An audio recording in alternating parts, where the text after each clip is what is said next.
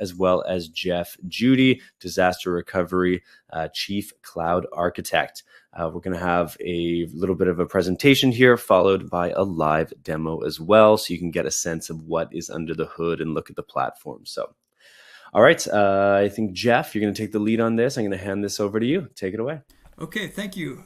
Today we're presenting on crafting and implementing a data protection strategy and disaster recovery plan. As we were introduced, I'm Jeff Judy, and this is Aaron Brown. Hello, Aaron. How you doing today? Hello, I'm doing well. How are you, Jeff? Doing well, thanks. Good. Today we were talking about a topic that we deal with every day. When disaster strikes, are you prepared?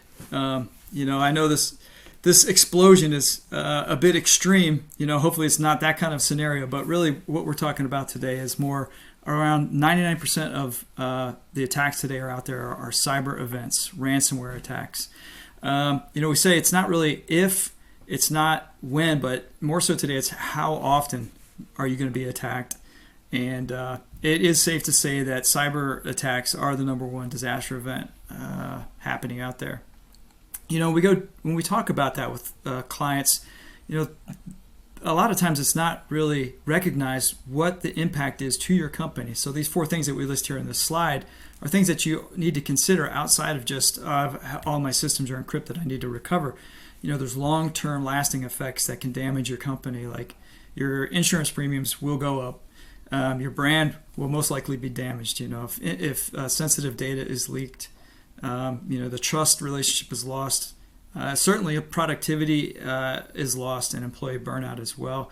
Longer term, you may have, without being prepared for an attack, you will spend many hours, many nights and days, long periods of time trying to recover your business. And employees will see that things weren't handled properly and will walk away. Also, there's loss of job security.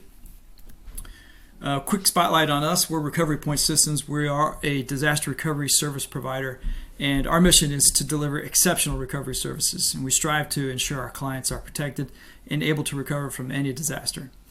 We like to turn challenges of recovery into opportunities for growth and ensure that your business not only survives but thrives in the face of adversity. We do own and operate our own data centers, Tier 3 Uptime Institute certified, and we support a wide range of technology, including IBM mainframe, AIX, PowerI, and physical and virtual x86, including hybrid cloud solutions. Our approach is listed in this slide, where we like to approach clients with a blended solution. It's usually not one size fits all, and most of your systems are a portion of your systems may be extremely critical to your business. And then, you may have another set of systems that are not as critical to your business, but would need to be recovered. And then maybe you have a dev and QA set that can take much longer to recover. So this slide here kind of shows you what you can expect when you're trying to build the right disaster recovery plan and put the technologies in place. And it helps you kind of see, just from a dollar sign perspective, what you might be spending to achieve that optimal recovery time and recovery point objective. But then once you have those things in place, you need to ensure recoverability. How do you get there? We give you the top 3 steps to build the recovery plan. Number 1 is you must have backups, and certainly air-gapped.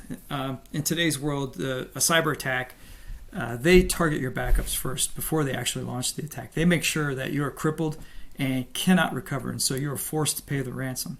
So if you have an immutable backup set, preferably off-site, you can store that at the recovery point facilities. That ensures that you have that last line of defense to be able to recover from. Second step here would be having some type of runbook automation, reporting preparedness, certainly inventory management, and a BCDR plan. You must have a plan in place, and you must test that plan. It's been said before, a plan that has not been exercised has no muscle, has no strength. And it's true. Clients that they may have a plan, but it's old, the books are dusty, you haven't touched it in 12 months or 24 months, it's not going to work. It will not work for you when you are hit with that cyber attack. And then certainly number 3 would be having a place to recover into. That's what Recovery Point Systems provides to you. We have clean room capabilities, automated recovery solutions, and we're going to test and validate that things work, that you can recover from those immutable backups. Another area to focus on is risk mitigation. How do you mitigate, that the risk that's inherently comes with having a disaster recovery plan, multiple teams, and yet having the time to be able to validate that you can recover? Most clients run a test every 12 months, or at least I hope they do. The clients that we work with are running 12 months. Some are running every 6 months. But how do you really get to a true recovery time objective and a really true recovery point objective that you're looking to meet for your company? You have to increase that frequency of testing.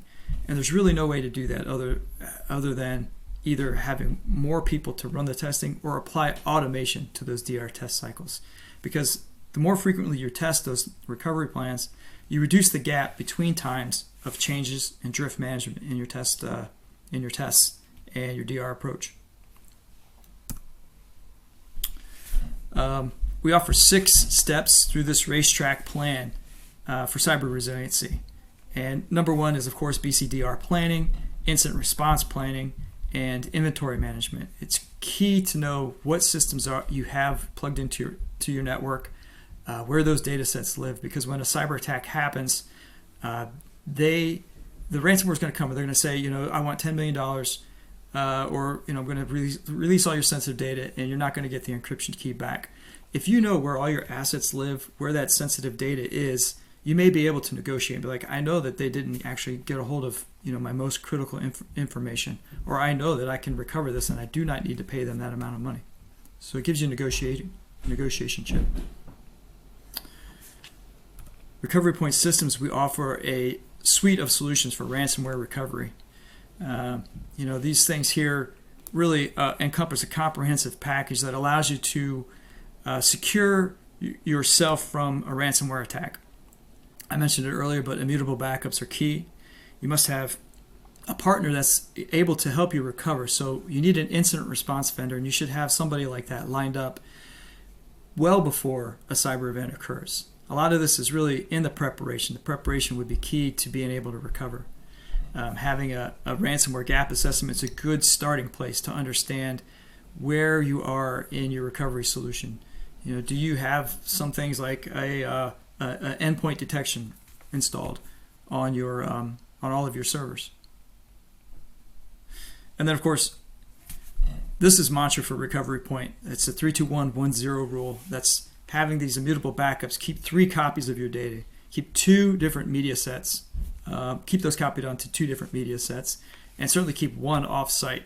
That prevents just the typical electrical fire or flood from taking out your backup solution.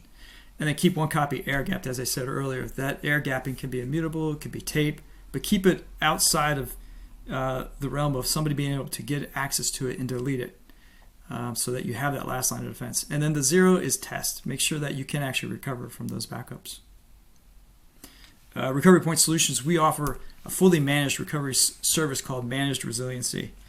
And with Managed Resiliency, it covers everything from just basic system level recovery all the way to your applications. And we're going to run through those testing cycles with automation to make sure that you truly are recoverable. These are the top key features. Aaron, maybe you want to take us through these, and then we'll switch over to you for a demo. Sure. So just kind of starting from the top here, automation and orchestration. So a big part of being able to meet your recovery time objectives and being able to bring your systems back online quickly is having some kind of scripting automation in place and orchestration to bring systems online in an automated fashion and in the correct order. Advanced dashboard visibility into DR preparedness. This is, a kind of a factor of that continuous testing. You want to make sure that you have visibility into how effective your plan is so that you can adjust it, because we all know IT is a moving target. Things are going to change, and as you test, you need to be able to capture and evaluate what has changed to make sure that you are prepared when the real thing happens. Health monitoring and drift management, kind of going along those same lines. Drift management in particular, we talk about to great lengths. That's things change inside your environment. Devices go end of life, applications go end of life, they get replaced by newer and better things. And the plan that you initially formulate is not going to cover those if you haven't updated it to include those things. So you want to make sure that you are capturing any drift that occurs in your environment, any changes with those regular tests. And same thing with health monitoring. You want to make sure that when you do bring things back online, especially in cyber events like Jeff was talking about, you want to make sure that you have clean copies, that you can bring those online. They can talk to each other in the ways that they need to be able to. Testing and compliance reporting is obviously a big factor in disaster recovery in total. Being able to evaluate your position in terms of regulatory compliances and things like that, and having reports to support that is very important. So that's definitely a feature of a lot of what we do. And cloud recovery. There are a lot of diverse environments that we deal with where there is a lot of different types of equipment on-prem, but not only that, a lot of our clients have cloud workloads as well in Azure, AWS, GCP, what have you, and being able to ensure that those are protected, kind of alongside all of your on-prem workloads is kind of vital to having an effective recovery plan as well. Thanks, Aaron. We got a few minutes left, so let's take them through a demo. I'm going to stop sharing. Yeah, absolutely. So this is what our recovery console looks like, our resiliency console tool. This is sort of our tool that we provide to our clients to be able to build, maintain an effective plan, as well as monitor the execution of that plan during test events or during a true declaration if a real disaster is to occur. So in here, you can kind of formulate your plan in terms of an oft overlooked aspect, which is dependencies. You've got applications and devices that kind of depend on each other. There's a lot of different interdependencies that aren't always encapsulated or captured as part of an impact analysis. So these are things that you really have to kind of suss out in your environment and figure out where you've got items that depend on each other and how those affect each other. So for example, you may have a device that has a dependency on several different applications or groups of applications or groups of servers. You want to make sure that that's all captured and documented as part of your plan so that you know, hey, if we're not able to recover Active Directory, there's probably a lot of things that we're not going to be able to recover, right? But being able to kind of break that down and have that entire dependency chain captured. Not only does that tell you how you're going to be able to recover or not recover in the event of certain things being compromised, but also that gives you a better means of meeting your recovery time objectives as well. I can't count the number of times that I've seen recoveries where there's a device that we power on 100 VMs, and then all of a sudden it turns out we have to reboot those 100 VMs because Active Directory was not online at the time that they started up. So they're not going to be getting their time set correctly. They're not going to be able to authenticate against a domain. So there's tons of examples of this, applications that have dependencies on databases. You want to make sure that the databases are available before you bring the application up. All sorts of situations like that all needs to be kind of captured and documented as part of your plan. This tool also, during execution of an event, whether it's a test. Sorry, go ahead, Jeff. The visual here for the dependency map is really nice, because like in the middle of a cyber event, when you're trying to do the recoveries, like understanding where you are in the recovery process is really critical. You want to make sure that once you've restored a system that it's ready to be put back into production. You want to put a system that's still infected back into production because you just re-encrypt everything. So understanding the dependency and where you are in that recovery plan is really nice. Yep. Yeah, so then whenever you're exercising and executing on your plan during a test, you also, it's pretty important to understand the individual steps involved in recovery for your devices and applications, and being able to kind of track those, not only the status of where are you at overall in executing your plan, but also the timing around it. When did you start doing a recovery? When did you finish doing a recovery? Being able to track those things, especially during testing, helps you really fine-tune your plan, because you can look back at that and say, okay, well, we've got this step, but this isn't very granular. This took us 4 hours to execute. What's really, what's stopping us from meeting our objectives here? Being able to break that out just inside your plan into individual steps and tracking those and trending it over time so that you can see, okay, well, when we did our spring test, this took us 6 hours, but now it's taken us 5, so we know we're moving in the right direction. We've improved our plan by that amount. It's very important to be able to track those things during testing. So in addition to knowing kind of what all needs to be recovered and the dependencies between things, there's just, in general, you want to really understand the relationship all the way down to the infrastructure level between your applications and their requirements. So that whenever you are executing a recovery, again, whether it's an exercise or a true declaration, you can kind of get your ordering correct. That again helps you meet your time objectives. So as an example of that, like we can see here that there's an app 5 in this example scenario that runs on top of server 6. So we know before whatever app 5 is, we know before we can start recovering that, we have to make sure that the underlying device for that, whether that's a VM or a physical machine or whatever the case may be, we have to make sure that that's online, that it's responding on the network, so that we're actually able to make sure that this application is recovered the correct way.